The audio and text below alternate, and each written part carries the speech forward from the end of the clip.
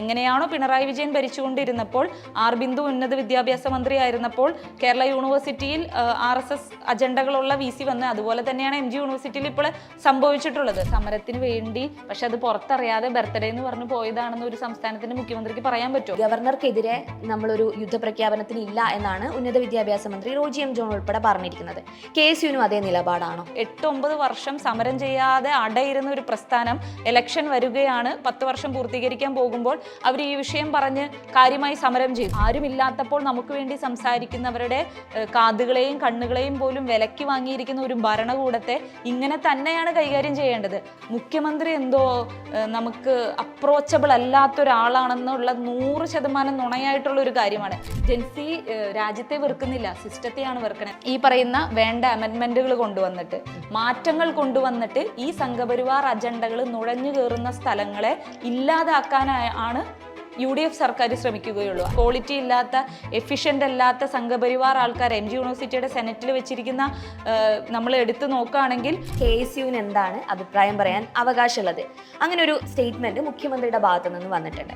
അന്ന ഹസാരയുടെ അനുഭവം ഉള്ളതുകൊണ്ടും ഓരോ വിഷയവുമായി ബന്ധപ്പെട്ട് ഉദിച്ചുയരുന്ന സംഘടനകൾ, കൂട്ടായ്മകൾ പിന്നീട് എങ്ങനെയാണ് നമ്മുടെ ജനാധിപത്യ ചേരിയെ തകർക്കാൻ വേണ്ടി വരുന്നത് എന്ന അനുഭവത്തിന്റെ അടിസ്ഥാനത്തിലായിരിക്കാം രാഹുൽ ഗാന്ധി നേരിട്ടെത്തി ആ വേദിക്ക് ഒരു പിന്തുണ കൊടുക്കാതിരുന്നു. മര്യാദയ്ക്ക് അല്ലെങ്കിൽ സിസ്റ്റമാറ്റിക്കായി എഫിഷ്യൻ്റായി നീറ്റ് എക്സാമിന്റെ പ്രൊസീജിയേഴ്സ് ഒരു ഭരണകൂടത്തിന് കംപ്ലീറ്റ് ചെയ്യാൻ പറ്റാത്തതിന്റെ പ്രശ്നം ആ പരീക്ഷയെ ഇല്ലാണ്ടാക്കിയിട്ടല്ല നമ്മൾ തീർക്കണ്ടേ. ഏതൊരു മൊമെന്റിലാണ് നമുക്ക് അപകടം തോന്നുന്നത്, ആ ഒരു മൊമെന്റിൽ KSU എപ്പോഴും തിരിച്ച് ചോദ്യങ്ങൾ ചോദിക്കുന്നുള്ള കാര്യത്തിൽ ആർക്കും സംശയം ഉണ്ടാവില്ലല്ലോ. KSU സംസ്ഥാന വൈസ് പ്രസിഡന്റ് ആൻ സെബാസ്റ്റ്യനാണ് ഇന്ന് എന്നോടൊപ്പം ദി മലബാർ ജേണലിൽ. സ്വാഗതം. Thank you. ഞങ്ങളുടെ ഭാവി സംരക്ഷിക്കും എന്നുള്ള രീതിയിൽ യുവാക്കൾ ജന്തർ മന്ദിറിൽ പ്രൊട്ടസ്റ്റ് ചെയ്തുകൊണ്ടിരിക്കുകയാണ്. അപ്പോൾ എങ്ങനെയാണ് ഇന്ത്യയിലെ തന്നെ വളരെ പ്രധാനപ്പെട്ട ഒരു പ്രതിപക്ഷ വിദ്യാർത്ഥി പ്രസ്ഥാനം എന്നുള്ള നിലയിൽ KSU എങ്ങനെയാണ് ഈ ഒരു പ്രൊട്ടസ്റ്റിനെ നോക്കിക്കാണുന്നത്?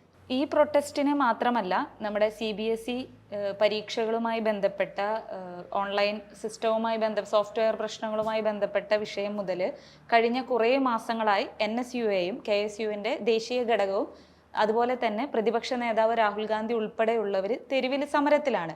അപ്പോൾ നമ്മൾ നീറ്റ് വിഷയം എന്ന് പറയുമ്പോൾ അതുപോലെ തന്നെ വിദ്യാർത്ഥികളെ സമാനമായ രീതിയിൽ ബാധിക്കുകയും ജീവൻ നഷ്ടപ്പെടുകയും ചെയ്ത ഒരു കാര്യമാണ് CBSEയുടെ പരീക്ഷ റിസൾട്ടുകളുമായി ബന്ധപ്പെട്ട പ്രശ്നം. അപ്പോൾ ആ കോംറ്റ് എന്ന കമ്പനിക്കെതിരെയും അതേ തുടർന്ന് പിന്നെ ഉണ്ടായ ഈ നീറ്റ് എക്സാം ലീക്കേജുകൾ, പേപ്പർ ലീക്കിംഗ് പ്രശ്നങ്ങളെല്ലാം ഒരേ പ്രാധാന്യത്തോടു കൂടിയാണ് പ്രതിപക്ഷം അഡ്രസ്സ് ചെയ്തിട്ടുള്ളത്. ഞങ്ങൾക്ക് അഭിമാനത്തോടു കൂടി പറയാം, അല്ലെങ്കിൽ ഒരു കുറ്റബോധം കൂടാതെ തന്നെ പറയാം, മെയ് മാസം 16-ാം തീയതിയാണെന്ന് തോന്നുന്നു നീറ്റിൻ്റെ ഇത് സ്ഥിരീകരിച്ചതിന് ശേഷം, ഈ ഇഷ്യൂ സ്ഥിരീകരിച്ചതിന് ശേഷം നീറ്റ് ഈസ് നോട്ട് നീറ്റ് എന്ന മുദ്രാവാക്യം വിളിച്ചുകൊണ്ട് ആദ്യം തെരുവിലിറങ്ങിയ പ്രസ്ഥാനം NSUA ആണ്. അതിനുശേഷമാണ് ആദ്യത്തെ ധർമ്മേന്ദ്ര പ്രധാന്റെ കേന്ദ്ര വിദ്യാഭ്യാസ മന്ത്രിയുടെ വസതിയിലേക്ക് ആദ്യം മാർച്ച് നടത്തിയ പ്രസ്ഥാനം യൂത്ത് കോൺഗ്രസ് ആണ്. അന്നു മുതലേ ഈ വിഷയം വളരെ പ്രാധാന്യത്തോടു കൂടി രാഹുൽ ഗാന്ധിയുടെ നേതൃത്വത്തിൽ, NSUA ദേശീയ അധ്യക്ഷന്റെ നേതൃത്വത്തിൽ സംസ്ഥാന ഘടകങ്ങളെല്ലാം ഈ വിഷയം ഏറ്റെടുക്കുന്നുണ്ട്. പിന്നെ ഈ വിഷയത്തിലുള്ള ചർച്ച ഒരുപക്ഷെ എനിക്ക് തോന്നുന്നു എന്തുകൊണ്ട് അത്രയും പ്രാധാന്യം കൊടുത്തില്ല എന്നുള്ളത് മോദി മീഡിയ അജണ്ടകളുടെ ഒരു തെറ്റിദ്ധാരണ മാത്രമാണ്. സ്വാഭാവികമായി സ്ഥിരം സമരം ചെയ്യുന്ന, ഇപ്പോൾ നിങ്ങൾ നീറ്റ് വിഷയം എന്ന് പറയുമ്പോൾ പേപ്പർ ലീക്ക് ഇഷ്യൂ എന്ന് പറയുന്നത് അതൊരു സ്പാർക്ക് മാത്രമായിട്ടാണ് നമ്മൾ കാണുന്നത്. വളരെ പ്രധാനപ്പെട്ട ഒരു ഇഷ്യൂ ആണ്. പക്ഷേ ഇതിന് മുൻപ് ഉണ്ടായിരുന്ന നമ്മുടെ എഡ്യൂക്കേഷണൽ അല്ലെങ്കിൽ ഹെൽത്ത് സെക്ടറുകളുടെ പരാജയം, രൂപയുടെ മൂല്യം താഴുന്നതിൻ്റെ, രൂപയുടെ വില കുറയുന്നതിൻ്റെ, ഫോഴ്സ്ഡ് എത്തനോൾ, ഇല്ലീഗൽ ഡീഫോറസ്റ്റേഷൻ പോലെയുള്ള ഒരുപാട് വിഷയങ്ങൾ പ്രതിപക്ഷം നിരന്തരമായി ടേക്കപ്പ് ചെയ്തുകൊണ്ടിരിക്കുകയാണ്. അപ്പോൾ സ്വാഭാവികമായി കോൺഗ്രസിൻ്റെ സമരങ്ങളെ, പത്രസമ്മേളനങ്ങളെ, പ്രത്യേകിച്ച് നോർത്ത് ഇന്ത്യൻ മേഖലയിലൊക്കെ മൂടിക്കളയാനുള്ള മോദി മീഡിയ അജണ്ടകളുടെ ഭാഗമായിട്ട് അർഹിക്കുന്ന പ്രാധാന്യം കിട്ടിയിട്ടുണ്ടാവില്ല. പക്ഷേ ഈ പറയുന്ന അനീതിക്കെതിരെ അല്ലെങ്കിൽ ഇത്രയും വലിയ ഫാസിസ്റ്റ് ഭരണകൂടത്തിനെതിരെ പോരാടുമ്പോൾ നമ്മൾ അറ്റ്ലീസ്റ്റ് NSUയുടെയും കോൺഗ്രസിൻ്റെയും ഒക്കെ ഒഫീഷ്യൽ പേജുകൾ എടുത്ത് നോക്കിയാൽ മതി, 10,000-കണക്കിന് ആൾക്കാരെ കൂട്ടിയിട്ടുള്ള റാലികളും കാര്യങ്ങളൊക്കെ ചെയ്തിട്ടുണ്ട്. പക്ഷേ വരുന്ന പ്രധാനപ്പെട്ട വിമർശനങ്ങൾ എന്ന് പറയുന്നത് NSU ആണെങ്കിലും ഇന്ത്യയിലെ പ്രതിപക്ഷമാണെങ്കിലും ഇതിനത്ര പ്രാധാന്യത്തോടെ കണ്ടില്ല, വൈകിപ്പോയി. അതായത് ഇതിനെതിരെ പ്രതികരിക്കാൻ വേണ്ടിയിട്ട്, സമരത്തിന് മുന്നിലേക്ക് വരാൻ വേണ്ടി വൈകിപ്പോയി, എന്തേ ഇത്ര ലേറ്റ് ആയതെന്നുള്ളൊരു വിമർശനം NSU കേൾക്കേണ്ടി വന്നില്ല, KSU കേൾക്കേണ്ടി വരുന്നില്ലേ? ഞങ്ങൾ കേൾക്കേണ്ടി വന്നില്ലേന്ന് ചോദിച്ചാൽ നമ്മൾ എന്ത് ചെയ്താലും അതിനെ ക്രിട്ടിസൈസ് ചെയ്യാനും, ഇപ്പോൾ ക്ഷീരമുള്ള ഒരു അകിടിൻ ചോട്ടിൽ സഖാക്കൾക്ക് എന്നും രാഹുലിന്റെ രക്തത്തിനാണ് കൊതി എന്ന് പറയുന്ന പോലെ, അപ്പോൾ ഇവര് പറയുമ്പോൾ ജസ്റ്റ് ആ സോഷ്യൽ മീഡിയ ഹാൻഡിലുകളിൽ ഓരോ സംസ്ഥാനങ്ങളിലും അത് സമരങ്ങളും അറസ്റ്റ് കൈവരിക്കുക മുതലുള്ള കാര്യങ്ങൾ ഉൾപ്പെടെ ഈ പറയുന്ന എഡ്യൂക്കേഷണൽ സ്പെഷ്യലിസ്റ്റിനെ മുൻപിൽ നിർത്തിക്കൊണ്ട് ഈ വിഷയങ്ങളെ അഡ്രസ്സ് ചെയ്തുകൊണ്ട് കേരളം ഉൾപ്പെടെ എല്ലാ സംസ്ഥാനത്തും പ്രസ് മീറ്റ് വിളിക്കുകയും ഈ പറയുന്ന മത്സര പരീക്ഷകളുടെ കേന്ദ്രം എന്നറിയപ്പെടുന്ന രാജസ്ഥാനിലെ കോട്ടയിലും ഡെറാഡൂണിലും ഒക്കെ മഹാസംഗമങ്ങൾ നടത്തിയിട്ട് ഓരോ വർഷത്തെ ഈ ലീക്ക് ഇഷ്യൂവിൻ്റെ സംബന്ധിച്ച് തെളിവുകൾ അടിസ്ഥാനത്തിലാണ് രാഹുൽ ഗാന്ധി സംസാരിക്കുന്നതും ജൻസികളെ പ്രക്ഷോഭത്തിന് വേണ്ടി വിളിക്കുന്നതും ക്ഷണിക്കുന്നതും ചേർത്ത് പിടിക്കുന്നതെല്ലാം. അപ്പൊ അത് കാണാതിരിക്കാം, വിമർശിക്കാം, അത് ചെയ്യുന്നവർക്ക് അത് ചെയ്യാം, അത് നമ്മളുടെ ഒരു വിഷയമേ അല്ല. ഈ വിഷയങ്ങൾക്ക് മുന്നിൽ നിന്ന് നയിക്കാനായിട്ട് രാഹുൽ ഗാന്ധി ഇപ്പോഴും ഉണ്ടായിരുന്നു. അത് ഇപ്പോൾ ഡൽഹി കത്തിക്കൊണ്ടിരിക്കുന്ന നീറ്റ് വിഷയത്തിൽ മാത്രമല്ല, ഞാൻ പറയുന്ന പോലെ ഈ പറയുന്ന CBSE പരീക്ഷ റിസൾട്ട് വിഷയത്തിലും, ഹെൽത്ത് സെക്ടറിന്റെ വിഷയത്തിലും, എഡ്യൂക്കേഷണൽ സെക്ടറിന്റെ വിഷയത്തിലും, പൗരത്വ നിയമത്തിന്റെ വിഷയത്തിലായാലും, വിലക്കയറ്റത്തിന്റെ കാര്യത്തിലായാലും, ഇതിന്റെ എല്ലാം ഒരു എന്താ പറയുക, ഫ്രസ്ട്രേഷൻ്റെ ഒരു പൊട്ടിത്തെറിയാണ് നമ്മളിപ്പോൾ കണ്ടുകൊണ്ടിരിക്കുന്നത്. അപ്പോൾ നാളെ ഈ വിഷയം കഴിഞ്ഞാൽ ഒരുപക്ഷെ ഇതിനെ സപ്പോർട്ട് ചെയ്യുന്ന സെലിബ്രിറ്റീസും മറ്റു പലരും പിരിഞ്ഞു പോവുമായിരിക്കും. പിരിഞ്ഞു പോകാതെ നിൽക്കുന്ന ഒരേ ഒരു കൂട്ടരെന്ന് പറയുന്നത് ഇന്ത്യ മുന്നണിയാണ്. അതിന് നേതൃത്വം കൊടുക്കുന്ന രാഹുൽ ഗാന്ധിയും കോൺഗ്രസും ആയിരിക്കും.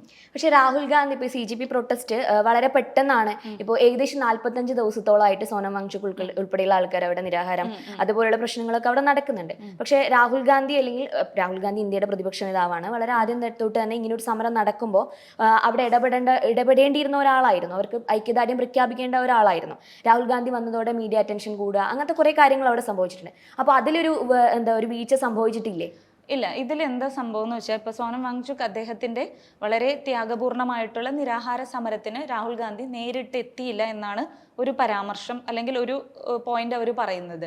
നമുക്കിതിനു മുന്നേ അന്ന ഹസാരയുടെ നിരാഹാരത്തിന്റെ അനുഭവം ഉള്ളതാണ്. അപ്പൊ എങ്ങനെയാണ് പിന്നീട് സംഘപരിവാർ അജണ്ടകളും ഈ പറയുന്ന ആൾക്കാർ അതിനെ വളച്ചൊടിക്കുന്നതെന്നൊക്കെ നമുക്ക് പറയാൻ പറ്റില്ല. അപ്പോൾ ഈ മെയ് മാസം 16 മുതൽ തെരുവിലുള്ള പ്രതിപക്ഷത്തിനും അതിന്റെ വിദ്യാർത്ഥി യുവജന സംഘടനകൾക്കും ഈ 45 ദിവസത്തെ ഈ പറയുന്ന സമരത്തിന്, അഭിജിത് ദീപ്കെ എന്ന് പറയുന്ന വ്യക്തി അമേരിക്കയിൽ നിന്ന് ഡൽഹിയിൽ വന്നതിന് ശേഷമാണല്ലോ ഈ സമരം തുടങ്ങുന്നത്. അതിന് എത്രയോ മാസങ്ങൾക്ക് ശേഷമാണ് നമ്മൾ മുൻപ് സമരം ദിവസേന നടത്തിക്കൊണ്ടിരുന്ന ഒരു പ്രസ്ഥാനവും ഒരു സംഘടനയുമാണ് കോൺഗ്രസും അല്ലെങ്കിൽ ഇന്ത്യ മുന്നണി എന്നൊക്കെ പറയുന്നത്. അപ്പോൾ ഈ അന്ന ഹസാരയുടെ അനുഭവം ഉള്ളത് കൊണ്ടും ഓരോ വിഷയവുമായി ബന്ധപ്പെട്ട് ഉദിച്ചുയരുന്ന സംഘടനകൾ, കൂട്ടായ്മകൾ പിന്നീട് എങ്ങനെയാണ് നമ്മുടെ ജനാധിപത്യ ചേരിയെ തകർക്കാൻ വേണ്ടി വരുന്നത് എന്ന അനുഭവത്തിന്റെ അടിസ്ഥാനത്തിലായിരിക്കാം രാഹുൽ ഗാന്ധി നേരിട്ടെത്തി ആ വേദിക്ക് ഒരു പിന്തുണ കൊടുക്കാതിരുന്നത്. പക്ഷേ അവിടെ പോലീസ് ആക്രമണം ഉണ്ടായപ്പോൾ അത് പോലീസിനെതിരെ ഓൺലൈനായിട്ട് അദ്ദേഹം ആ മൊമെന്റിൽ ക്യാമ്പയിനിങ് തുടങ്ങി. ഈ പറയുന്ന ജന്തർ മന്ദിറിലെ പോലീസ് വേട്ടയ്ക്ക്, വിദ്യാർത്ഥി വേട്ടയ്ക്ക് എതിരെ, വിദ്യാർത്ഥികളെ മർദ്ദിച്ച വിഷയവുമായി ബന്ധപ്പെട്ട് സ്പീക്കറെ രാഹുൽ ഗാന്ധി കാണുകയും പാർലമെന്റിൽ അടിയന്തര പ്രാധാന്യത്തോടു കൂടി ചർച്ച കൊണ്ടുവരണമെന്ന് ആവശ്യപ്പെട്ടു. ആ വിദ്യാർത്ഥികളെ ആശുപത്രിയിൽ പോയി കണ്ടു.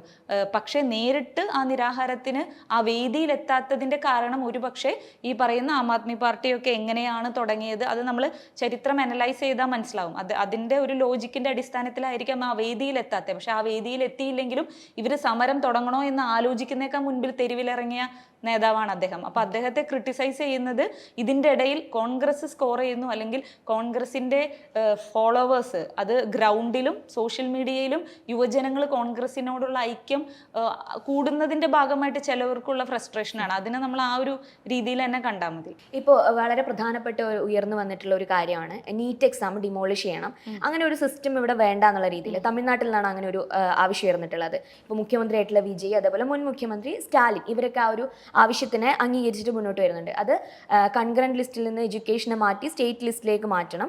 അതേപോലെ ഈ നീറ്റ് അല്ലെങ്കിൽ മെഡിക്കൽ എൻട്രൻസിന് വേണ്ടിയിട്ടുള്ള അവരുടെ യോഗ്യത എന്ന് പറയുന്നത് +2 മാർക്കാക്കി മാറ്റണം എന്നുള്ളൊരു ആവശ്യം ഉയരുന്നുണ്ട്. അപ്പോൾ എങ്ങനെയാണ് അതിനെ നോക്കിക്കാണുന്നത്? ഇങ്ങനെ ഒരു നീറ്റ് എക്സാം പോലുള്ള ഒരു എക്സാം ഒഴിവാക്കി കഴിഞ്ഞാൽ അല്ലെങ്കിൽ ഇല്ലാതാക്കി കഴിഞ്ഞാൽ ഇതുപോലുള്ള പ്രശ്നങ്ങൾ മാറി നിൽക്കും അല്ലെങ്കിൽ ഇല്ലാതാവും തോന്നുന്നുണ്ടോ? ഈ വിഷയത്തെ ഒഫീഷ്യലായിട്ട് എനിക്ക് അങ്ങനെ അഡ്രസ്സ് ചെയ്യാൻ പറ്റില്ല, കാരണം സംഘടന അതിനെക്കുറിച്ച് ചർച്ച ചെയ്ത് വരുന്നുണ്ടാവുള്ളൂ. വ്യക്തിപരമായി ഞാൻ അതിനോട് യോജിക്കുന്നില്ല. കാരണം നീറ്റ് എക്സാം മര്യാദയ്ക്ക് അല്ലെങ്കിൽ സിസ്റ്റമാറ്റിക്കായി എഫിഷ്യൻ്റായി നീറ്റ് എക്സാമിൻ്റെ പ്രൊസീജിയേഴ്സ് ഒരു ഭരണകൂടത്തിന് കംപ്ലീറ്റ് ചെയ്യാൻ പറ്റാത്തതിൻ്റെ പ്രശ്നം ആ പരീക്ഷയെ ഇല്ലാണ്ടാക്കിയിട്ടല്ല നമ്മൾ തീർക്കണ്ടേ. അപ്പൊ നമ്മൾ ഒരു വഞ്ചിയിൽ പോകുമ്പോൾ വഞ്ചിയിൽ ചെറിയൊരു ഓട്ട ഉണ്ട്, അല്ലെങ്കിൽ ഒരു വെള്ളം കയറുന്നുണ്ട് എന്ന് പറയുമ്പോൾ അപ്പൊ നമുക്ക് ഈ ഒരു യാത്രയെ ഒഴിവാക്കാം എന്ന് പറയുന്നതല്ലല്ലോ, അത് പരിഹരിച്ച് സേഫ് ആയിട്ട് മുന്നോട്ട് പോകാനാണ് നോക്കുന്നത്. പക്ഷെ അവർ പറയുന്നത് ഇപ്പൊ സ്റ്റേറ്റ് തലത്തിലായിട്ട് ഈ ഒരു സംഭവം മാറുകയാണെന്നുണ്ടെങ്കിൽ ഇപ്പോൾ എക്കണോമിക്കലി ബാക്ക്വേർഡ് ആയിട്ടുള്ള കുട്ടികൾക്കാണെങ്കിലും റൂറൽ ഏരിയാസിൽ നിന്നുള്ള കുട്ടികൾക്കാണെങ്കിലും കുറച്ചുകൂടി ഒരു അഡ്വാൻറ്റേജ് കിട്ടും എന്നുള്ള രീതിയിലാണ് അവർ ആ ഒരു ആവശ്യം. ആ ഒരു അഡ്വാൻറ്റേജ് ഉണ്ട്. ബട്ട് എനിക്കിപ്പോ പേഴ്സണലി പെട്ടെന്ന് ഈ ചോദ്യം കേൾക്കുമ്പോൾ ഞാൻ പറയുന്നത് സിസ്റ്റത്തെ കറക്റ്റ് ചെയ്തിട്ട് മുന്നോട്ട് കൊണ്ടുപോകാൻ BJP ഗവൺമെന്റിന് എന്തെങ്കിലും ഒരു സാധ്യത ഉണ്ടായിരുന്നെങ്കിൽ അദ്ദേഹത്തെ പ്രൊട്ടക്ട് ചെയ്യുമായിരുന്നു. പക്ഷെ ഇവിടെ സംഭവിച്ചത് BJP ഗവൺമെന്റ് അല്ലെങ്കിൽ ഈ പറയുന്ന സംഘപരിവാർ ഭരണകൂടം ഏറ്റവും നിസ്സാരമായി കണ്ട വിദ്യാർത്ഥികളാൽ, രാജദ്രോഹികളെന്ന് മുദ്രവെച്ച വിദ്യാർത്ഥികളാൽ, അല്ലെങ്കിൽ ചവിട്ടി അരച്ചു കളഞ്ഞ തലമുറയാൽ തന്നെയാണ് ഭരണകൂടത്തിൽ നിന്ന് അദ്ദേഹത്തെ താഴെ ഇറക്കിയത്. അപ്പോൾ ആ ഒരു പോരാട്ടത്തിന് രാഹുൽ ഗാന്ധിക്ക് നേതൃത്വം കൊടുക്കാൻ സാധിച്ചു. അല്ലെങ്കിൽ രാഹുൽ ഗാന്ധിയുടെ ഈ ഒരു വിഷയമായിട്ട് മാത്രമല്ല, വോട്ട് ചോരി വിഷയമായിട്ടുള്ള പ്രസ് മീറ്റിലാണ് ജെൻസികൾ ഇന്നേ വരെ രാഷ്ട്രീയം സംസാരിക്കാത്ത, മറ്റൊരു രാഷ്ട്രീയ പാർട്ടിയെ കുറ്റപ്പെടുത്തി ഒരു സ്റ്റാറ്റസ് ഇടാൻ പോലും ഇൻട്രസ്റ്റ് ഇല്ലാത്ത ഒരു തലമുറയെ രാഷ്ട്രീയം സംസാരിക്കുകയും പൊളിറ്റിക്കൽ ആണെന്ന് വിചാരിച്ച ഒരു തലമുറയെ രാഷ്ട്രീയം സംസാരിക്കുകയും അതുമായി ബന്ധപ്പെട്ട് അവരെ കൊണ്ട് ആ വിഷയങ്ങൾ സോഷ്യൽ മീഡിയയിൽ സംസാരിപ്പിക്കുകയും തെരുവിൽ ഇറക്കുകയും ചെയ്തത് നമ്മൾ കൃത്യമായിട്ട് അനലൈസ് ചെയ്താൽ വോട്ട് ചോരിയുടെ ആദ്യത്തെ പ്രസ് മീറ്റ് മുതലാണ് ഇത് ഇത്രയും ഗൗരവകരമായിട്ട് സാധാരണ മനുഷ്യൻ പോലും, സാധാരണ ഒരു ഡിഗ്രി അല്ലെങ്കിൽ ഒരു 19-20 വയസ്സുള്ള കുട്ടി ഇത് സംസാരിച്ചു തുടങ്ങുന്നത്. അപ്പോൾ ഇപ്പോൾ BJP ഗവൺമെന്റിന് ഉണ്ടായിരിക്കുന്ന ഈ തിരിച്ചടി എന്ന് പറയുന്നത് അവർ ഏറ്റവും നിസ്സാരമായി കണ്ട തലമുറ അവരെ താഴെ ഇറക്കി. അതാണ് ഇപ്പോൾ സംഭവിച്ചിരിക്കുന്നത്. വിദ്യാഭ്യാസ രംഗത്തെ പരീക്ഷാ ക്രമക്കേടുകൾ പോലുള്ള വിഷയങ്ങൾ പോലെ തന്നെ കേരളത്തിൽ വളരെയധികം ചർച്ച ചെയ്തുകൊണ്ടിരിക്കുന്ന ഒരു വിഷയമാണ് യൂണിവേഴ്സിറ്റി ഉന്നത വിദ്യാഭ്യാസ തലത്തിലുള്ള കാവ്യവൽക്കരണം എന്ന് പറയുന്നത്. അപ്പോൾ മുൻകാലത്താണെങ്കിൽ പ്രതിപക്ഷത്തിരുന്ന സമയത്ത് UDF നേതാക്കളടക്കം എന്താ PM ശ്രീ പോലുള്ള പദ്ധതികൾ, അറബിക്കടലെറിയും എന്ന് പറഞ്ഞിട്ടുള്ള കാര്യങ്ങളടക്കം ഇപ്പോൾ ഭരണത്തിൽ എത്തിക്കഴിഞ്ഞപ്പോൾ അതുമായിട്ട് മുന്നോട്ട് പോകാനുള്ള ശ്രമങ്ങളിലേക്ക് വന്നിട്ടുണ്ട്. കേന്ദ്രവുമായിട്ടുള്ള ചർച്ച നടത്തുന്നു, ഉന്നത സമിതിയെ നിയോഗിക്കുന്നു. അപ്പോൾ ആ ഒരു നിലപാടിൽ നിന്ന് പിന്നോട്ട് പോയോ? അങ്ങനെയാണെങ്കിൽ സർക്കാരിന്റെ നിലപാടിനൊപ്പം ആണോ KSU? അല്ല, അതിൽ പൂർണ്ണമായിട്ടുള്ള ഒരു തീരുമാനത്തിലേക്ക് എത്താൻ സാധിച്ചിട്ടില്ല എന്നാണ് നമ്മളിപ്പോൾ മനസ്സിലാക്കുന്നത്. അതിന്റെ കാരണം എന്താണെന്ന് വെച്ചാൽ നമുക്ക് അതിൽ നിന്ന് ഊരിപ്പോരാൻ പറ്റാത്ത രീതിയിലുള്ള അഡ്മിനിസ്ട്രേറ്റീവ് ലോക്കുകൾ ഇടതുപക്ഷ ഗവൺമെന്റ് ചെയ്ത് വെച്ചിട്ടാണ് നമുക്ക് പോയത്. അപ്പം അതിൻ്റെ ഫണ്ടിൻ്റെ കാര്യങ്ങളുമായിട്ടായാലും നമ്മൾ കൊടുത്ത എഗ്രിമെൻറ്റുമായി ബന്ധപ്പെട്ട് നമുക്ക് പെട്ടെന്ന് മുഴുവൻ വിദ്യാഭ്യാസ രംഗത്തെ തീരുമാനത്തിൽ നിന്ന് പിന്നോട്ട് പോകാൻ പറ്റാത്ത രീതിയിലുള്ള ഒരു ട്രാപ്പ് അല്ലെങ്കിൽ ആ ഒരു സ്ഥിതിയിലാക്കി വെച്ചിട്ട് പോയത് കൊണ്ടാണ് നമുക്ക് ഇത്ര കൺഫ്യൂഷൻ വരുന്നത്. അപ്പോൾ നമുക്ക് അതിന് പരമാവധി സംഘപരിവാർ അജണ്ടകൾ നമ്മുടെ പാഠപുസ്തകങ്ങളിലേക്കും നമ്മുടെ കുട്ടികളുടെ തലച്ചോറുകളിലേക്കും വരാത്ത രീതിയിലാണ് നമ്മൾ ഏതെങ്കിലും രീതിയിൽ അത് ടേക്കപ്പ് ചെയ്യുകയാണെങ്കിൽ ടേക്കപ്പ് ചെയ്യുള്ളൂ എന്നൊരു ഉറപ്പാണ് മുഖ്യമന്ത്രിയും ഉന്നത വിദ്യാഭ്യാസ മന്ത്രിയും നമുക്ക് ഉറപ്പ് നൽകുന്നത്. അപ്പോൾ ആ ഒരു മൊമെന്റ് വരെ KSUവിനെ അതിന് പിന്തുണയ്ക്കുകയും ഏതൊരു മൊമെന്റിലാണ് നമുക്ക് അപകടം തോന്നുന്നത് ആ ഒരു മൊമെന്റിൽ KSU എപ്പോഴും തിരിച്ച് ചോദ്യങ്ങൾ ചോദിക്കുന്നുള്ള കാര്യത്തിൽ ആർക്കും സംശയം ഉണ്ടാവില്ലല്ലോ. KSU SFI രണ്ടുപേരും, രണ്ട് വിദ്യാർത്ഥി സംഘടനകളും യൂണിവേഴ്സിറ്റി തലത്തിലുള്ള കാവ്യവൽക്കരണത്തിനെതിരെ പോരാടുന്ന രണ്ട് വിദ്യാർത്ഥി പ്രസ്ഥാനങ്ങളാണ്. അപ്പോൾ SFI ആണെങ്കിൽ ഇപ്പോൾ കഴിഞ്ഞൊരു 10 വർഷത്തിനിടയിൽ ഇവിടെ കേരളത്തിൽ ഒരു സംഘി VC അല്ലെങ്കിൽ ഒരു സംഘപരിവാർ അനുകൂല പ്രവർത്തകർ ആയിട്ടുള്ള ഒരു VC കേരളത്തിൽ കഴിഞ്ഞ 10 വർഷത്തിന് ഉണ്ടായിട്ടില്ല എന്നുള്ളൊരു അവകാശവാദം ഉന്നയിക്കുന്നുണ്ട്. പക്ഷെ ഇപ്പോൾ മോഹനം കുന്നുമേൽ അപ്പോൾ ഏത് 10 വർഷത്തിലാണ് കേരള യൂണിവേഴ്സിറ്റിയുടെ? മോഹനം കുന്നുമൽ ആണെങ്കിൽ പോലും ഗവർണറിന്റെ ഇടപെടൽ മൂലം വന്നിട്ടുള്ള ഒരു താൽക്കാലിക VC ആണ് മോഹനം കുന്നുമൽ. അതിനെതിരെ SFI വലിയ രീതിയിൽ പ്രൊട്ടസ്റ്റ് നടത്തിയിട്ടുണ്ട്. അത് നമ്മൾ കണ്ടിട്ടുള്ളതാണ്. കഴിഞ്ഞൊരു 2 മാസത്തിനുള്ളിൽ കേരളത്തിലെ പ്രധാനപ്പെട്ട യൂണിവേഴ്സിറ്റികളുടെയൊക്കെ തന്നെ കീ പൊസിഷനിലേക്ക് സംഘപരിവാർ അനുകൂലികളായിട്ടുള്ള അല്ലെങ്കിൽ സംഘപരിവാർ സംഘടനകളിൽ പ്രവർത്തിക്കുന്ന ആളുകൾ വന്നിരിക്കുകയാണ്. അപ്പോൾ ആ ഒരു വിഷയത്തിൽ എന്താണ് ഒരു ടേക്ക്? ഇപ്പോൾ ഗവർണർക്കെതിരെ നമ്മളൊരു യുദ്ധപ്രഖ്യാപനത്തിന് ഇല്ല എന്നാണ് ഉന്നത വിദ്യാഭ്യാസ മന്ത്രി റോജി M. ജോൺ ഉൾപ്പെടെ പറഞ്ഞിരിക്കുന്നത്. KSUവിനും അതേ നിലപാടാണോ? ഇതിൽ ഇപ്പോൾ താങ്കൾ പറഞ്ഞത് 10 വർഷത്തിനുള്ളിൽ ഒരു സംഘപരിവാർ VC വന്നില്ല എന്ന് പറഞ്ഞു. അപ്പോൾ നമ്മൾ കേരള യൂണിവേഴ്സിറ്റിയിലെ മോഹനം കുന്നുമേലിൻ്റെ കാര്യം പറഞ്ഞപ്പോൾ അത് ഗവർണർ അപ്പോയിന്റ് ചെയ്തതാന്ന് പറഞ്ഞ് ഒരു ന്യായമാണ് SFI പറയുന്നത്. അങ്ങനെയാണെങ്കിൽ ഇപ്പോൾ ഈ MG യൂണിവേഴ്സിറ്റി ആയിരിക്കുമല്ലോ നിങ്ങൾ ഉദ്ദേശിച്ചത്. MG യൂണിവേഴ്സിറ്റി ഉൾപ്പെടെയുള്ള ഇതിൽ ആരുടെ നോമിനി ആയിട്ടാണ് VC വന്നത്? വൈസ് ചാൻസലർ വന്നിട്ടുള്ളത് മാവൂദ് സാർ. ആ വൈസ് ചാൻസലർ എങ്ങനെയാണ് വന്നിട്ടുള്ളത്? അദ്ദേഹം ഗവർണറിന്റെ റെക്കമെൻഡേഷനാണ്. ഗവർണർ അപ്പോയിന്റ് ചെയ്ത വ്യക്തിയാണ്. ഇപ്പോൾ അതിലേക്ക് പാനൽ കൊടുക്കുന്നത് ഏതാ, സെനറ്റ് ഒരു പാനൽ കൊടുക്കാൻ പറ്റുമായിരിക്കും, പിന്നെ ഗവർണറിന്റെ ഒരു നോമിനി, അങ്ങനെ ഒരു ഇതാണ്. അപ്പോൾ സിൻഡിക്കേറ്റ് ഇതുവരെ വന്നിട്ടില്ല, പ്രഖ്യാപിക്കാൻ പോകുന്നുള്ളൂ. അപ്പോൾ ഗവൺമെന്റ് എങ്ങനെയാണോ ഇപ്പോൾ കഴിഞ്ഞ പിണറായി വിജയൻ മുഖ്യമന്ത്രി ആയിരിക്കുമ്പോൾ കേരള യൂണിവേഴ്സിറ്റിയിൽ VC വന്നേ, അതേ ഗവൺമെന്റിന്റെ ഗവർണറിന്റെ അധികാരം ഉപയോഗിച്ച് ഗവർണറിന്റെ അജണ്ടയും അധികാരത്തിന്റെയും ഭാഗമായിട്ട് തന്നെയാണ് MG യൂണിവേഴ്സിറ്റിയിൽ വന്നിട്ടുള്ളത്. പിന്നെ ഉന്നത വിദ്യാഭ്യാസ മന്ത്രി റോജി എം ജോൺ പറഞ്ഞത് കഴിഞ്ഞ കാലഘട്ടങ്ങളിൽ ഗവർണർ ഈ പറയുന്ന സമരം ഒരു 8-9 വർഷം സമരം ചെയ്യാതെ അടയിരുന്ന ഒരു പ്രസ്ഥാനം ഇലക്ഷൻ വരികയാണ്, 10 വർഷം പൂർത്തീകരിക്കാൻ പോകുമ്പോൾ അവർ ഈ വിഷയം പറഞ്ഞ് കാര്യമായി സമരം ചെയ്തു. എന്തെങ്കിലും ഒരു നടപടി ഈ VCക്കെതിരെയോ VC ചെയ്ത രജിസ്ട്രാറിന്റെ നിയമനം അതുമായി ബന്ധപ്പെട്ട വിഷയങ്ങളിൽ എന്തെങ്കിലും ഒരു നടപടി അവർക്ക് എടുക്കാൻ സാധിച്ചോ? 3-4 ദിവസം കേരള സർവകലാശാല അടച്ചിട്ട് സമരം ചെയ്തപ്പോൾ കുറെ വിദ്യാർത്ഥികളുടെ കുറെ ആവശ്യങ്ങൾ മുടങ്ങി എന്നതല്ലാതെ ഭരണഘടനാപരമായിട്ട് ഈ സ്ട്രക്ചറിൽ നിൽക്കുമ്പോൾ നമുക്കൊരു സ്റ്റെപ്പ് ചെയ്യാൻ സാധിക്കില്ല. അപ്പോൾ ഞങ്ങളുടെ സംഘപരിവാറിനെതിരെയുള്ള പോരാട്ടത്തിന്റെ അല്ലെങ്കിൽ ആ പോരാട്ടം കാണിക്കുന്നതിന് വേണ്ടിയിട്ട് നമുക്ക് ഉറപ്പായിട്ടും റിസൾട്ട് കാണില്ല എന്ന് കാണുന്ന ഒരു വിഷയം ടേക്കപ്പ് ചെയ്ത് വിദ്യാർത്ഥികളുടെ അഡ്മിനിസ്ട്രേറ്റീവ് ബ്ലോക്കിലെ ആവശ്യങ്ങൾ മൊത്തത്തിൽ നിർത്തലാക്കുക, അങ്ങനെ കുറെ സമരം ചെയ്യുന്നതിൽ അർത്ഥമില്ല എന്നായിരിക്കാം ഉന്നത വിദ്യാഭ്യാസ മന്ത്രി ഉദ്ദേശിച്ചത്. നമ്മൾ ഈ പറയുന്ന വേണ്ട അമെൻമെന്റുകൾ കൊണ്ടുവന്നിട്ട് മാറ്റങ്ങൾ കൊണ്ടുവന്നിട്ട് ഈ സംഘപരിവാർ അജണ്ടകൾ നുഴഞ്ഞു കയറുന്ന സ്ഥലങ്ങളെ ഇല്ലാതാക്കാനാണ് UDF സർക്കാർ ശ്രമിക്കുകയുള്ളൂ. അല്ലാതെ SFI നടത്തിയ പോലെ സമരപ്രഹസനങ്ങൾ നടത്തിയിട്ട് ഒരു സ്റ്റെപ്പ് എന്തെങ്കിലും ഒരു കാര്യം അവരുന്നയിച്ച ഏതെങ്കിലും ഒരു കാര്യം കേരള യൂണിവേഴ്സിറ്റിയിൽ സാധിച്ചോ? അവർ അത്രയും ദിവസം ആ യൂണിവേഴ്സിറ്റിയുടെ പ്രവർത്തനം ഇല്ലാതാക്കി എന്നല്ലാതെ, അത്രയും കുട്ടികൾക്ക് ഉണ്ടായ അത്രയും ദിവസങ്ങളുടെ നഷ്ടം എന്നല്ലാതെ അവിടെ ഒന്നും ഉണ്ടായിട്ടില്ല. അത് അവർക്ക് സമരം തുടങ്ങിയ ആൾക്കാർക്ക് ഏറ്റവും നന്നായിട്ട് അറിയാം. ആ സമരങ്ങളുടെ ശേഷമല്ലേ PM ശ്രീ ഇവരോട് പോലും ചോദിക്കാതെ പോയി ഒപ്പിട്ടത്. SFIയോട് ഇപ്പോൾ ചോദിക്കണമെന്ന് നമുക്ക് പറയാൻ പറ്റില്ല. CPIയുടെ മന്ത്രിമാരോട് ചോദിക്കണ്ടേ?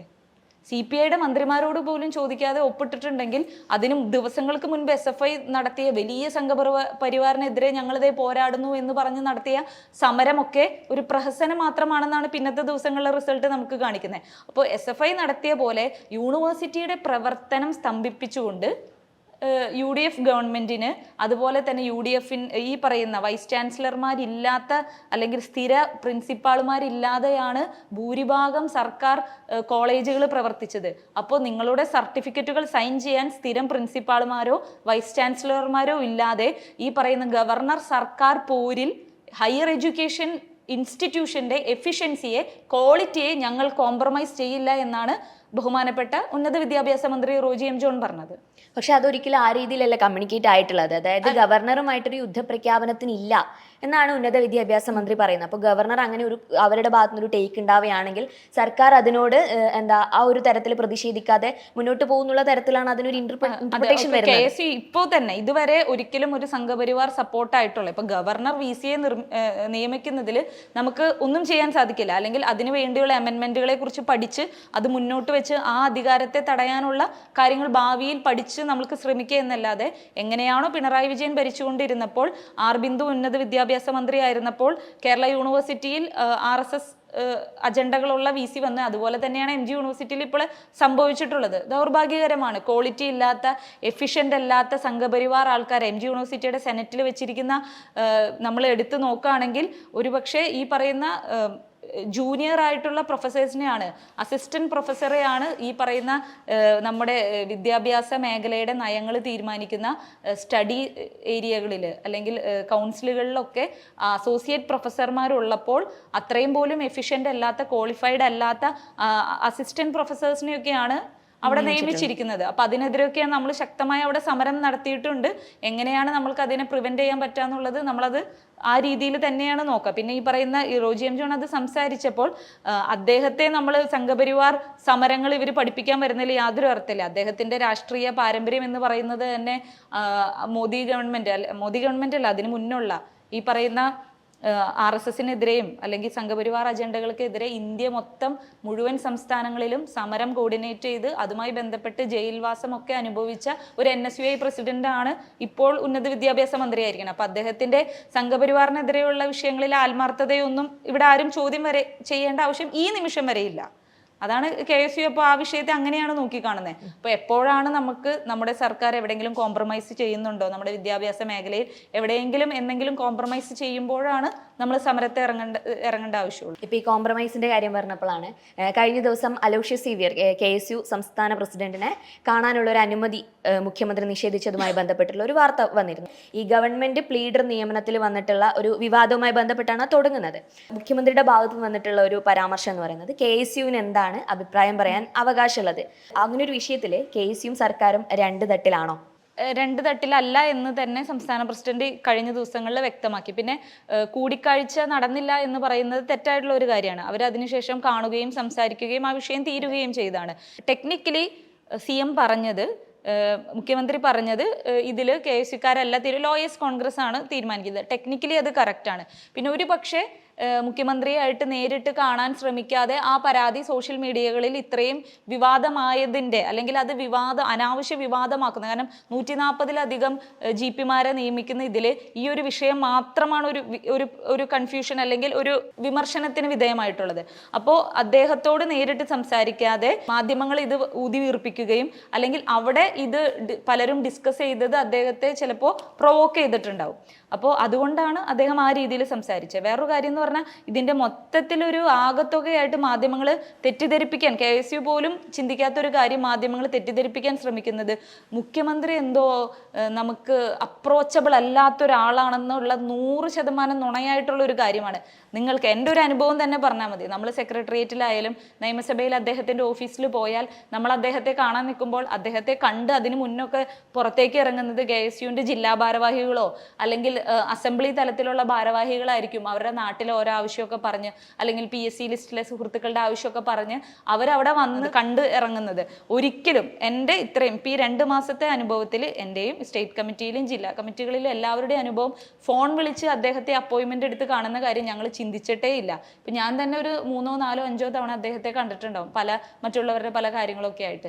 ഇതുവരെ ഫോൺ വിളിച്ച് അദ്ദേഹത്തെ അപ്പോയിൻമെൻ്റ് എടുത്ത് മുഖ്യമന്ത്രിയെ കാണേണ്ട ഒരു ആവശ്യം നമുക്ക് ഇതുവരെ വന്നിട്ടില്ല. നമ്മളവിടെ അദ്ദേഹത്തെ കാണാൻ ചെല്ലുമ്പോൾ ചിലപ്പോൾ കുറച്ചു നേരം വെയിറ്റ് ചെയ്യേണ്ടി വരും. നമുക്ക് അദ്ദേഹത്തെ കാണാൻ പറ്റും, വലിയ പ്രയാസങ്ങളൊന്നുമില്ലാതെ കാണാൻ പറ്റും. ഇപ്പോൾ പ്രതിപക്ഷ നേതാവായിരുന്നപ്പോൾ അദ്ദേഹത്തിനോട് നമ്മളോട് ഒരു 8 മിനിറ്റ് സംസാരിച്ചെങ്കിൽ ആ 8 മിനിറ്റ് ഇപ്പോൾ ഒരു 5 മിനിറ്റ് ആവുമായിരിക്കും, തിരക്ക് കൂടുതലുള്ളതുകൊണ്ട്. ആ ഒരു വ്യത്യാസം മാത്രമേ ഉള്ളൂ. കേരളത്തിന് ഒരുപാട് നാളുകൾക്ക് ശേഷമാണ് എഫിഷ്യൻ്റ് ആയിട്ട് സാധാരണ ജനങ്ങൾക്ക് വേണ്ടി സമയം ഉപാധികളില്ലാതെ അനുവദിക്കുന്ന ഒരു മുഖ്യമന്ത്രിയെ കിട്ടിയിരിക്കുന്നത്. എൻ്റെ വ്യക്തിപരമായ അനുഭവം, എൻ്റെ സഹപ്രവർത്തകരുടെ അനുഭവമാണ് ഞാൻ പങ്കുവച്ചത്. സമരങ്ങളുടെ കാര്യത്തിൽ KSU ഒരുപാട് വിമർശനങ്ങൾ മുൻകാലങ്ങളിലും നേരിട്ടേണ്ടി വന്നിട്ടുണ്ട്. ഇപ്പോൾ മഷികുപ്പി സമരങ്ങൾ പോലുള്ള, അതേപോലെ അയ്മനം സിദ്ധാർത്ഥൻ മോഡൽ സമരങ്ങൾ എന്നൊക്കെ പറഞ്ഞിട്ട് പലപ്പോഴും പല തലത്തിൽ നിന്നുള്ള കളിയാക്കലുകൾ, വിമർശനങ്ങൾ നേരിടേണ്ടി വരും. അപ്പോൾ അങ്ങനെയൊക്കെ കേൾക്കുമ്പോൾ എന്താണ് തോന്നിയിട്ടുള്ളത്? ഒന്നാമത്തെ കാര്യം, ഒരു സമരം നടക്കുമ്പോൾ ആ സമരത്തിന് നേതൃത്വം കൊടുക്കുന്നവരെ ഇൻസൾട്ട് ചെയ്യുക, അവർക്കെതിരെ അപവാദങ്ങൾ ഉണ്ടാക്കുക, അല്ലെങ്കിൽ ഈവൺ അതിൽ അണിനിരക്കുന്ന പെൺകുട്ടികളെ കുറിച്ച് അതുപോലെ കമൻറ്റുകൾ ഉണ്ടാവുക എന്നുള്ളത്, അത് ഇവിടെ കേരളത്തിൽ, ഞാൻ ഇടതുപക്ഷം എന്ന് പറയുന്നില്ല, കേരളത്തിലെ CPIM-ന്റെ സൈബർ പോരാളികൾ അല്ലെങ്കിൽ അത് ആ നിലവാരമുള്ള ചില പ്രവർത്തകർ അത് സോഷ്യൽ മീഡിയയിൽ അത് ഊതി വീർപ്പിച്ച് അങ്ങനെ ഉണ്ടാക്കുന്നതാണ്. ഒരു എക്സാമ്പിൾ, ഇപ്പോൾ ഈ നീറ്റിൻ്റെ വിഷയത്തിൽ രാഹുൽ ഗാന്ധിക്കെതിരെയാണ് ഇടതുപക്ഷത്തിന് പ്രൊമോഷൻ കൊടുക്കുന്ന കണ്ടന്റ് ക്രിയേറ്റേഴ്സ്. അവരൊക്കെ ഈ വിഷയത്തിൽ ഇപ്പോൾ രാഹുൽ ഗാന്ധിയുടെ ആത്മാർത്ഥത പോരാ, അദ്ദേഹം ഇങ്ങനെ നിന്നത് ശരിയായില്ല, ചെരിഞ്ഞ് നിന്നത് ശരിയായില്ല, മുഖ്യമന്ത്രി ഡൽഹിയിൽ എത്തിയപ്പോൾ ഇങ്ങനെ മുദ്രാവാക്യം വിളിച്ചില്ല എന്നൊക്കെയാണ് അവർ പറഞ്ഞുകൊണ്ടിരിക്കുന്നത്. അവർക്ക് എപ്പോഴും ഈ പറയുന്ന ഇതിൻ്റെ ഇടയിൽ നമ്മളിങ്ങനെ പറയും, കുത്തിത്തിരിപ്പ് ഉണ്ടാക്കുക, കോൺഗ്രസിൻ്റെ പ്രാധാന്യം കുറയ്ക്കുക. ആ കാലഘട്ടങ്ങളിൽ SFI ചെയ്യുന്ന സമരങ്ങളെ രാഷ്ട്രീയപരമായിട്ട് നമ്മൾ വിമർശിക്കും, ആത്മാർത്ഥത കുറവുണ്ട് അല്ലെങ്കിൽ അവർ ഈ വിഷയത്തിൽ ഒരിക്കലും SFIയുടെ സമരങ്ങളെ നമ്മൾ അങ്ങനെ കളിയാക്കാനോ ഇൻസൾട്ട് ചെയ്യാനോ ഒന്നും നമ്മൾ നിന്നിട്ടില്ല. അപ്പം സമരം ചെയ്യുന്നത് ഏതാണ്ട് ഞങ്ങളുടെ അവകാശമാണ്. ഇവർ സമരം ചെയ്യുമ്പോൾ ആത്മാർത്ഥത ഇല്ല എന്ന് പറയുന്നതൊക്കെ അവരുടെ ഒരു പെർസ്പെക്റ്റീവ് മാത്രമാണ്. ഇത്രയും ഒരു 9 വർഷക്കാലം ഈ പറയുന്ന യൂണിവേഴ്സിറ്റി സമരത്തിന് മുന്നേ ഒരു വിഷയത്തിലും സമരത്തിന് ഇറങ്ങണമെന്ന് നമ്മൾ പറയണില്ല. ഒരു പ്രസ് മീറ്റിൽ, ഒരു പ്രസ്താവനയിൽ പിണറായി വിജയനെ കറക്റ്റ് ചെയ്യാൻ ധൈര്യമില്ലാത്ത, ബിന്ദുവിനെ കറക്റ്റ് ചെയ്യാൻ കീം വിഷയം, ഇനിയിപ്പോൾ നമുക്ക് വേറെ വലിയ അജണ്ടകൾ കൊണ്ട് കീം വിഷയം എന്ന് പറഞ്ഞാൽ ഭരണകൂടത്തിൻ്റെ പിടിപ്പ് കേടുകൊണ്ട് മുഖ്യമന്ത്രിയുടെയും ഉന്നത വിദ്യാഭ്യാസ മന്ത്രിയുടെയും പ്രശ്നം കൊണ്ടാണ് 2 വർഷം കഴിഞ്ഞ തവണ കീം വിഷയത്തിൽ ഇത്രയും പ്രശ്നം ഉണ്ടാകുന്നത്. അതിലൊരു പ്രസ്താവന SFIക്ക് കൊടുക്കാൻ പറ്റിയിട്ടില്ല. അങ്ങനെയുള്ളവരാണ് KSUവിൻ്റെ സമരങ്ങളെ കളിയാക്കാനും ട്രോൾ ചെയ്യാനും വേണ്ടിയിരിക്കുന്നത്. അത് അത്രയും അർഹിക്കുന്ന പുച്ഛത്തോടു കൂടി തന്നെ നമ്മൾ തള്ളിക്കളയാണ്. അപ്പോൾ ഈ പറയുന്ന ഞങ്ങൾ എന്തോ ഭയങ്കര പഴയ സിനിമകൾ കുറേ അങ്ങനെ അവർക്കൊരു നരേഷൻ കൊടുത്തിട്ടുണ്ട്. ഞങ്ങൾ സമരം ചെയ്യണതും മുദ്രാവാക്യം വിളിക്കാനൊക്കെ ഉള്ളത് ഞങ്ങളാണെന്ന് കുറേ പ്രഖ്യാപിത അജണ്ടകളായിട്ടുള്ള കുറേ സിനിമകളും കുറേ സോഷ്യൽ മീഡിയ സപ്പോർട്ടുകളൊക്കെ ഒരു കാലത്ത് അവർക്കുണ്ടായി. ഇപ്പം അതൊന്നും ഇല്ലല്ലോ. ഇപ്പൊ പല കോട്ടകളെന്ന് കരുതുന്ന യൂണിവേഴ്സിറ്റികളും ക്യാമ്പസുകളും പൊളിഞ്ഞു വീണുകൊണ്ടിരിക്കല്ലേ. അപ്പൊ അതുപോലെയുള്ള കള്ളങ്ങളും നുണകളും ഒന്നും അധികം കാലം നിലനിൽക്കില്ല. അതൊക്കെ അപവാദങ്ങളാണ്. അവരുടെ ഒരു സെൽഫ് സാറ്റിസ്ഫാക്ഷന് വേണ്ടിയിട്ട് സമരം ചെയ്യാൻ ഒരു പ്രസ്താവന കൊടുക്കാൻ പോലും പറ്റാതെ ഇരിക്കുമ്പോൾ അത് ചെയ്തുകൊണ്ടിരിക്കുന്നവരെ, ചോദ്യം ചെയ്യുന്നവരെ ഇങ്ങനെ ഇൻസൾട്ട് ചെയ്യാനുള്ള ശ്രമം നടത്തുന്നതാണ്. ഇതുമായിട്ട് ബന്ധപ്പെട്ട് ഞാനൊരു കാര്യം കൂട്ടിച്ചേർക്കാൻ ഉദ്ദേശിക്കുകയാണ്. ഇപ്പോൾ ഡൽഹിയിൽ നടന്ന പ്രൊട്ടസ്റ്റിൽ VD സതീശൻ നമ്മുടെ മുഖ്യമന്ത്രി പങ്കെടുത്തിട്ടുണ്ടായിരുന്നു. പക്ഷേ ഇന്നിപ്പോൾ മുഖ്യമന്ത്രി സംസാരിച്ചിട്ടുള്ളത്, അതായത് രാഹുൽ ഗാന്ധിയുടെ ബർത്ത്ഡേ വിഷ് ചെയ്യാൻ വേണ്ടി പോയിട്ടുള്ളതാണ്. അത് കഴിഞ്ഞ് 8 മണിക്ക് ഫ്ലൈറ്റ് ഉള്ളതുകൊണ്ട് ഫ്ലൈറ്റിന് വൈകും പൊക്കോളൂ എന്നുള്ള രീതിയിൽ രാഹുൽ ഗാന്ധി പറഞ്ഞു എന്നുള്ള രീതിയിലാണ് CM പറയുന്നത്. അതൊരു തരത്തിൽ ആ ഒരു സമരത്തിനെ കുറച്ച് കാണില്ല. മുഖ്യമന്ത്രി എന്തുകൊണ്ട് പെട്ടെന്ന് അവിടെ നിന്ന് പോന്നു എന്നതിനുള്ള മറുപടിയാണ് പുള്ളി പറഞ്ഞത്. പ്രൊട്ടസ്റ്റിൽ പങ്കെടുക്കാൻ പോയി എന്നുള്ള രീതിയിലല്ല, രാഹുൽ ഗാന്ധിയെ കാണാനും മറ്റു വിഷയങ്ങൾ ചർച്ച ചെയ്യാനും ബർത്ത്ഡേ വിഷ് ചെയ്യാൻ പോയി എന്നുള്ള രീതിയിൽ മുഖ്യമന്ത്രി ഇന്റലിജൻസ് റിപ്പോർട്ട് ക്യാച്ച് ചെയ്യാതെ അങ്ങനെയാണ് ഇത് ഓർഗനൈസ് ചെയ്തത്. ഈ പറയുന്ന 1-2 പ്രധാനപ്പെട്ട നേതാക്കൾക്ക് മാത്രമാണ് ഈ സമരത്തിന്റെ കാര്യം അറിയുള്ളൂ. അത് ആ രീതിയിലാണ് സമരം ഓർഗനൈസ് ചെയ്തത്. എന്നിട്ട് മുഖ്യമന്ത്രി തന്നെ ഞങ്ങള് സമരത്തിന് വേണ്ടി, പക്ഷെ അത് പുറത്തറിയാതെ ബർത്ത്ഡേ എന്ന് പറഞ്ഞു പോയതാണെന്ന് ഒരു സംസ്ഥാനത്തിന്റെ മുഖ്യമന്ത്രിക്ക് പറയാൻ പറ്റുമോ? അദ്ദേഹത്തിന് അത് പറയാൻ പറ്റില്ല. അന്നോ അദ്ദേഹത്തിന് തിരക്കുണ്ട്. അത്രയും വലിയ നേതാക്കളോ ഈ കേരളത്തിന്റെ മുഖ്യമന്ത്രി മറ്റു മുഖ്യമന്ത്രിമാരും വലിയ നേതാക്കന്മാരും അണിനിരക്കുമ്പോൾ മുഖ്യമന്ത്രി അവിടെ ഇല്ലായിരുന്നു എന്ന് വിചാരിച്ച് രാഹുൽ ഗാന്ധി ഒരുപക്ഷെ അത് സ്പോട്ട് ചെയ്യാൻ പോലും പോകുന്നില്ല. അപ്പൊ അദ്ദേഹം ആ സമരത്തിന് അവിടെ ഉണ്ടായിരുന്നു. ആ സമയത്തിന്റെ 8 മണി സമയമായപ്പോൾ ഫ്ലൈറ്റിന്റെ സമയം അനുസരിച്ച് ക്യാബിനറ്റ് പിറ്റേ ദിവസം ഉള്ളതുകൊണ്ട് അദ്ദേഹം തിരുവനന്തപുരത്ത് എത്തി. ഞങ്ങൾ തിരിച്ച് പിണറായി വിജയൻ ഡൽഹിയിലെത്തി സമരം ചെയ്തോ എന്ന് നമ്മൾ ചോദിക്കുന്നുണ്ടോ? സമരം ചെയ്താലും ഇല്ലെങ്കിലും അതാണോ ഇപ്പോൾ ഇവിടുത്തെ വിഷയം? ഇത്രയും കുട്ടികൾ തെരുവിൽ ചോര വീണ് സമരം ചെയ്യുമ്പോൾ പിണറായി വിജയൻ പിന്നെ അദ്ദേഹത്തിന്റെ ആരോഗ്യത്തെ, അദ്ദേഹത്തിന് ഇപ്പോൾ ലിഫ്റ്റ് കയറാൻ പറ്റില്ല, സ്റ്റെപ്പ് കയറാൻ പറ്റില്ല, ഫ്ലൈറ്റ് കയറാൻ പറ്റില്ല എന്ന് ഇനിയിപ്പോൾ SFIRക്ക് പോലും പറയാൻ പറ്റില്ലല്ലോ. അപ്പോൾ പിണറായി വിജയൻ എത്ര ദിവസങ്ങൾക്ക് ശേഷമാണ് അദ്ദേഹത്തിന്റെ സോഷ്യൽ മീഡിയ ഹാൻഡിലിൽ പോലും ഒരു പിന്തുണ കൊടുക്കുന്നത്? രാഹുൽ ഗാന്ധിയെ അറസ്റ്റ് ചെയ്തതിന് ശേഷം മാത്രമാണ്. അപ്പോൾ പിണറായി വിജയൻ പോയോ എന്ന് ഞങ്ങൾക്ക് തിരിച്ചു ചോദിച്ചൂടെ? കുറച്ച് ആൾക്ക് മുന്നാണെങ്കിൽ അവർക്ക് പറയാം, ഒരു 2 സ്റ്റെപ്പ് കയറാൻ പറ്റില്ലായിരുന്നു, നടക്കാൻ പറ്റില്ലായിരുന്നു എന്നൊക്കെ പറയും. ഇപ്പം അത് പറയാൻ പറ്റില്ല, കാരണം അദ്ദേഹം എല്ലാം ഇപ്പോൾ ചെയ്യുന്നുണ്ട്. അപ്പോൾ നമ്മൾ അങ്ങനത്തെ ആരോപണങ്ങൾ, അല്ലെങ്കിൽ റഹീം സമരം ചെയ്തത് ഇങ്ങനെയായി എന്നൊന്നും നമ്മൾ പറയുന്നില്ല. അപ്പോൾ VD സതീശൻ എന്ന നേതാവിനെയും രാഹുൽ ഗാന്ധിയെയും ഹണ്ട് ചെയ്യാൻ കിട്ടുന്ന സാഹചര്യങ്ങളെ ഇങ്ങനെ അവർ ഉപയോഗിച്ചുകൊണ്ടേ ഇരിക്കുകയാണ്. അദ്ദേഹം അവിടെ സമരത്തിനെത്തുകയും ഈ പറയുന്ന കർണാടകയുടെ മുഖ്യമന്ത്രിയും അവർ ഒന്നിച്ച് അവിടെ ഇരുന്ന് സമരം ചെയ്യുകയും ആ ഫ്ലൈറ്റിന്റെ സമയം അനുസരിച്ച് തിരിച്ചു പോവുകയാണ് ചെയ്തത്. പിന്നെ ഇപ്പോൾ രാഹുൽ ഗാന്ധി ഇങ്ങനെ ഇത് കോർഡിനേറ്റ് ചെയ്തതിനെ പലരും വിമർശിക്കുകയാണ്. ഇതേ സമരം ഒരു ലക്ഷക്കണക്കിന് ആൾക്കാരെ വെച്ചിട്ട് ഡൽഹിയിൽ എവിടെയെങ്കിലും ഒരു റാലി നടത്തിയാലും സമരം നടത്തിയാലും എങ്ങനെയായിരിക്കും നോർത്ത് ഇന്ത്യൻ മീഡിയാസ് ഇതിനെ അവഗണിക്കുന്നത്? നോർത്ത് ഇന്ത്യൻ മീൻസ് മോദി അജണ്ടകളെ കീപ്പ് ചെയ്യുന്ന മീഡിയാസ് ഇത് എങ്ങനെയായിരിക്കും അവഗണിക്കണേ? എന്തൊക്കെ അവഗണനയായിരിക്കും ആ സമരത്തിന് കിട്ടുക. പക്ഷെ അപ്പോൾ അങ്ങനെ പ്രവർത്തിക്കുന്ന കുറേയൊക്കെ ഇങ്ങോട്ട് കാണിക്കുന്ന രീതിയിൽ തന്നെ നമ്മൾ അങ്ങോട്ട് ഫൈറ്റ് ചെയ്താലാണ് ഇത്രയും ഫാസിസ്റ്റ് ആയിട്ടുള്ള, ഇത്രയും ജനാധിപത്യ വിരുദ്ധമായ ഒരു സർക്കാരിന് ഇങ്ങനെ തന്നെയാണ് കൈകാര്യം ചെയ്യേണ്ടത്. അല്ലാതെ നമ്മൾ ശാന്തരായിട്ട് നിന്ന് ഇത്രയും റാലികൾ സംസ്ഥാനത്ത് നടന്നിട്ട് അതിൻ്റെ പ്രാധാന്യം നശിപ്പിച്ച് കളയുന്ന പോലെ മീഡിയാസിന് വരെ ഈ പറയുന്ന 4th പില്ലറാണ്. ആരുമില്ലാത്തപ്പോൾ നമുക്ക് വേണ്ടി സംസാരിക്കുന്നവരുടെ കാതുകളെയും കണ്ണുകളെയും പോലും വിലക്കി വാങ്ങിയിരിക്കുന്ന ഒരു ഭരണകൂടത്തെ ഇങ്ങനെ തന്നെയാണ് കൈകാര്യം ചെയ്യേണ്ടത്. അതുകൊണ്ടാണ് രാഹുൽ ഗാന്ധി ആ ഒരു തന്ത്രം ഉപയോഗിച്ചത്. ഇന്റലിജൻസിന് ഒരു ശതമാനം ക്ലൂ പോലും കിട്ടാതെ അവിടെ ഒരു മിന്നൽ സമരം നടത്തിയത്. പിണറായി വിജയൻ പ്രൊട്ടസ്റ്റിൽ പങ്കെടുക്കുന്നില്ല, ആ ഒരു ഇത് പറഞ്ഞു. നമ്മൾ സോഷ്യൽ മീഡിയയിൽ ഒരാൾ പോലും അത് എഴുതിയിട്ടുണ്ടാവില്ല. അത് പറയേണ്ട ആവശ്യമില്ല. നമ്മുടെ ലക്ഷ്യം ഇപ്പോൾ CPMന്റെ ആത്മാർത്ഥതയോ പിണറായി വിജയൻ പങ്കെടുത്തോ എന്നുള്ള ചോദ്യങ്ങളല്ലല്ലോ. ആ സമരത്തിൽ നിരാഹാരം ഉൾപ്പെടെ CJPക്ക് ഉൾപ്പെടെ മറ്റ് പ്രതിപക്ഷ നേതാവിനും മറ്റെല്ലാവർക്കും ഒരേ മനസ്സോടുകൂടി പിന്തുണ കൊടുക്കേണ്ട സമയത്ത് ടെൻഷനാണ്. കുറച്ചു പേർക്ക് ഭയങ്കര ടെൻഷനാണ്. രാഹുൽ ഗാന്ധി ഇത്രയും ജനകീയനാണെന്ന് ഞങ്ങൾ പോലും സമ്മതിച്ചാൽ ശരിയാവോ? ഞങ്ങൾക്കിവിടെ നാളുകളിൽ ഞങ്ങളുടെ നിലനിൽപ്പ്, ഞങ്ങളുടെ അധികാരത്തിൻ്റെ നിലനിൽപ്പാണ് ഇന്ത്യ മുന്നണിയുടെ വിജയത്തെക്കാളും ഈ പറയുന്ന സംഘപരിവാർ അജണ്ടകളെ താഴെ ഇറക്കുക എന്നതിനേക്കാളും ഞങ്ങളുടെ നാട്ടിലെ, ഞങ്ങളുടെ പഞ്ചായത്തിലെ, ഞങ്ങളുടെ സ്റ്റേറ്റിലെ ഞങ്ങളുടെ അധികാരം എന്ന മൈൻഡ് സെറ്റ് ഉള്ളിടത്തോളം കാലം നമുക്കിതിനൊരു പരിഹാരമില്ല. അത് അവഗണിച്ച് മുന്നോട്ട് പോകാമെന്ന് മാത്രമേ ചെയ്യാനുള്ളൂ. ഈ ഒരു കാര്യത്തിൽ അതായത് രാഹുൽ ഗാന്ധിനെ അറസ്റ്റ് ചെയ്ത് നീക്കുന്ന ഒരു വീഡിയോ ഉണ്ടായിരുന്നല്ലോ. അപ്പോൾ ആ ഒരു സമയത്ത് ആ ഒരു സമരം നടന്നുകൊണ്ടിരിക്കുന്ന സമയത്ത് പിണറായി വിജയൻ ഇതിനെതിരെ ശക്തമായിട്ട് വിമർശനമായിട്ട് രംഗത്ത് വന്നിട്ടുണ്ട്. അതായത് ഇത് പ്രതിപക്ഷ നേതാവിനെതിരെ ചെയ്തത് ശരിയായില്ല, അതേപോലെ വിദ്യാർത്ഥികൾക്കെതിരെയായിട്ടുള്ള ആക്രമണങ്ങളെക്കുറിച്ചും ഒരു ഇത് പിണറായി വിജയന്റെ ഭാഗത്തു നിന്ന് വന്നിട്ടുണ്ടായിരുന്നു. ഇതേ പിണറായി വിജയനെയാണ് എനിക്ക് കെട്ടിപ്പിടിക്കാൻ പറ്റില്ല, ആലിംഗനം ചെയ്യാൻ പറ്റില്ല എന്ന് രാഹുൽ ഗാന്ധി പറയുന്നത്. അതേസമയം നരേന്ദ്രമോദിയെ പോലൊരു നേതാവിനെ ആശ്ലേഷിക്കുന്നതിൽ അദ്ദേഹത്തിന് ബുദ്ധിമുട്ടും കാണുന്നില്ല.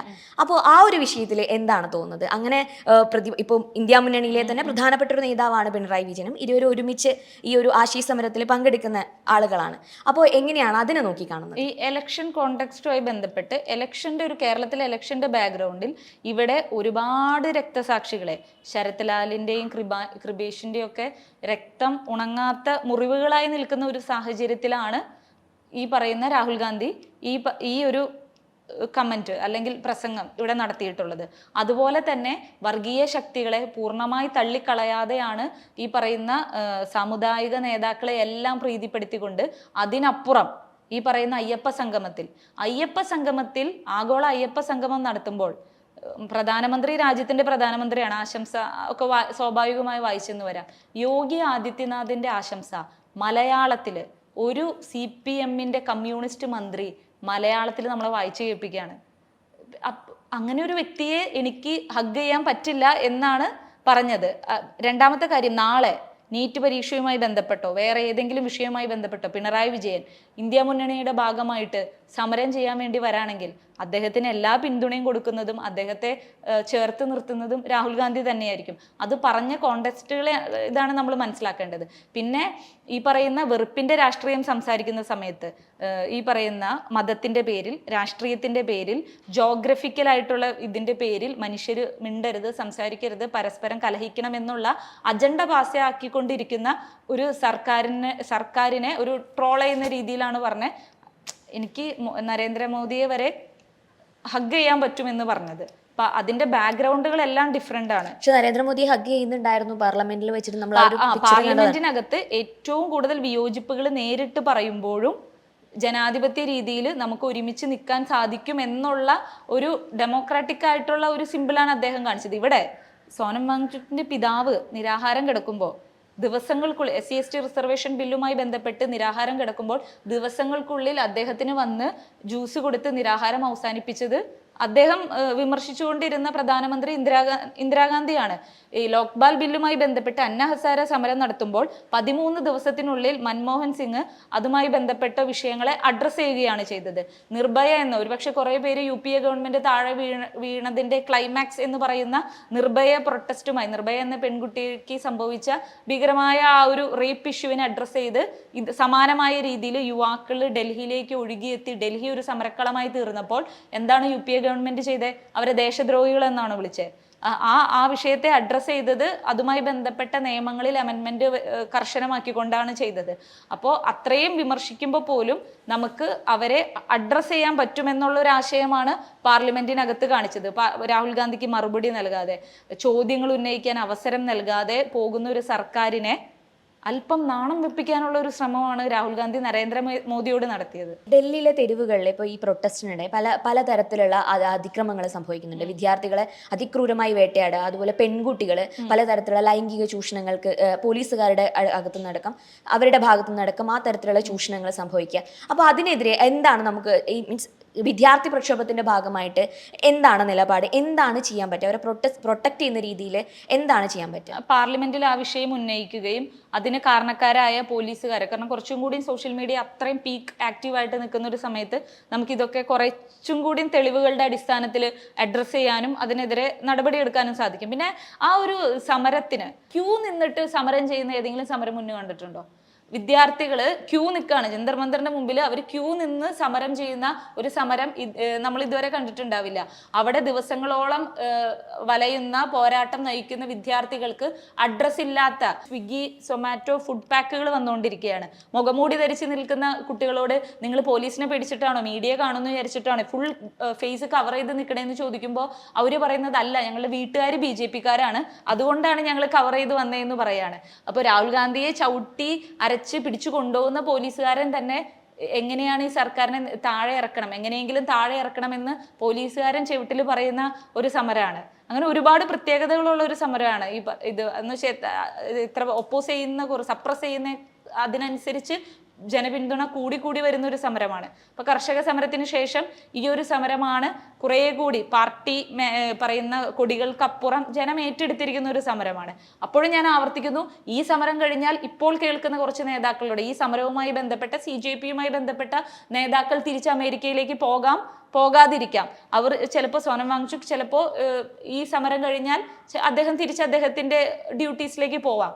അപ്പോഴും എപ്പോഴും ഈ വിഷയങ്ങൾ ഉന്നയിക്കാനും ഇവിടെ നിൽക്കാനും രാഹുൽ ഗാന്ധിയും അദ്ദേഹവുമായി ബന്ധപ്പെട്ട മുന്നണിയും അല്ലെങ്കിൽ അദ്ദേഹത്തിന്റെ പാർട്ടിയുമാണ് ഉള്ളതെന്ന് മറന്നുകൊണ്ട് ആരെങ്കിലും ഒക്കെ പോകാൻ ശ്രമിക്കുന്നുണ്ടെങ്കിൽ അത് സംഘപരിവാറിന് അറിഞ്ഞോ അറിയാതെയോ പരോക്ഷമായിട്ടുള്ള ഒരു പിന്തുണയാണെന്ന് കൂടി അവർ മനസ്സിലാക്കണം. ഇന്ത്യയുടെ ചീഫ് ജസ്റ്റിസ് അവരുടെ ഭാഗത്തുനിന്ന് വന്നിട്ടുണ്ടായിരുന്ന ഒരു സ്റ്റേറ്റ്മെന്റ് ഭാഗത്താണ് CJP എന്ന് പോലൊരു പാർട്ടി പിറക്കുന്നതും അതിന്റെ ഭാഗമായിട്ട് ഈ തരത്തിലുള്ള ഇൻസ്റ്റഗ്രാമിൽ വളരെ പെട്ടെന്നായിരുന്നു അവരുടെ ഒരു ഗ്രോത്ത് സംഭവിക്കുന്നതും ഒക്കെ. ഇപ്പോൾ തെരുവിൽ ഇപ്പോൾ നടന്ന ജന്തർ മന്ദറിൽ നടന്ന സമരത്തിനിടെ ഉണ്ടായിട്ടുള്ള പോലീസ് അതിക്രമത്തിനെതിരെ അടിയന്തരമായിട്ടൊരു ഹർജി പരിഗണിക്കണമെന്ന ആവശ്യമായിട്ട് സുപ്രീം കോടതിയിൽ ചെല്ലുന്ന സമയത്ത് അതിനുവേണ്ടി പാഴാക്കാൻ സമയമില്ല എന്നുള്ളൊരു നിലപാടാണ് ചീഫ് ജസ്റ്റിസ് എടുത്തിട്ടുള്ളത്.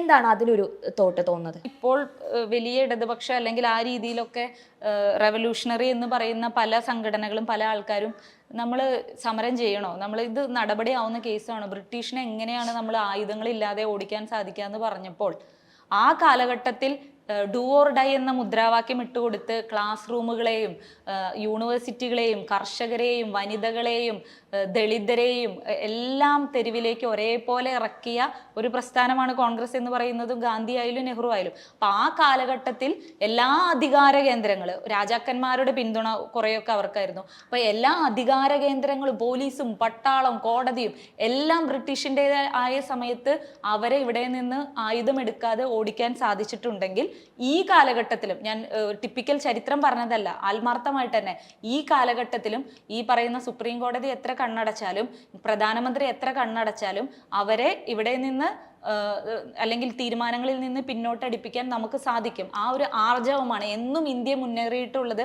ആർജവം കൊണ്ടാണ്. സ്വാതന്ത്ര്യം കിട്ടിയ ശേഷവും പറയുന്ന നമ്മൾ അരിക്കും ഗോതമ്പിനും വേണ്ടി ഭിക്ഷ യാചിച്ച് നിന്ന ഒരു രാജ്യത്തെ 5 ഇയർ റെവല്യൂഷനൂടെ വൈറ്റ് റെവല്യൂഷനൂടെ അല്ലെങ്കിൽ ഗ്രീൻ റെവല്യൂഷനൂടെ ആത്മാഭിമാനത്തിലേക്ക് എത്തിക്കാൻ സാധിച്ചിട്ടുണ്ടെങ്കിൽ തുടങ്ങുന്ന സമയത്ത് ഇത് എങ്ങനെയെന്ന് പലർക്കും മറുപടി ഉണ്ടായിട്ടില്ല.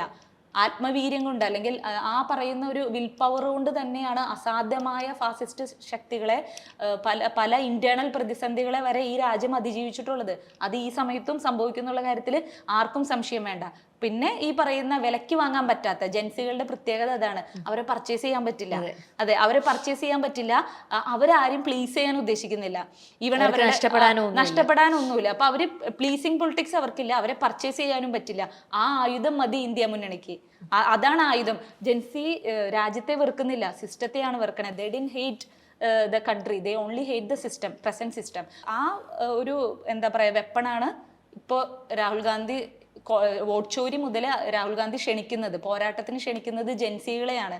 അല്ലെങ്കിൽ പർച്ചേസ് ചെയ്യാൻ പറ്റാത്ത കമ്മ്യൂണിറ്റിയാണ് അവരെ. അപ്പൊ ആ ആയുധമുണ്ടെങ്കിൽ ഈ യുദ്ധം ഇന്ത്യ ജയിക്കും. ഇന്ത്യ മുന്നണി അതിന് നേതൃത്വം കൊടുക്കും.